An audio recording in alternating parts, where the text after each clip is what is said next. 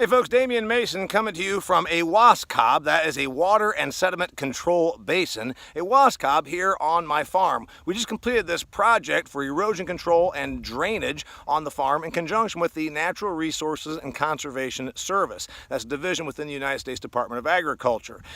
You might get mad like I do sometimes about government spending, but of all things, this is a story we can share with all of our non-ag, suburbanite, and city friends about good things that their taxpayer dollars are actually funding.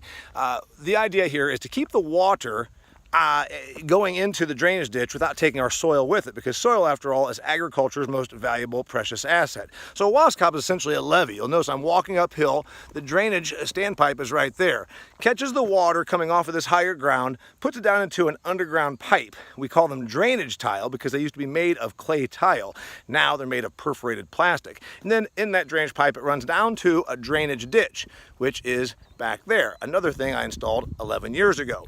Along the drainage ditch is a 30-foot buffer strip of prairie grasses and other natural plants that keeps the sediment and soil out of your drainage ditch. So from an environmental standpoint, we're trying to do all we can out here in agriculture to keep our soil, which is very valuable to us, where it needs to be, while also getting rid of the water so that you can still have crops and abundant food without us losing our soil and also having drowned spots. So this was done in conjunction with NRCS.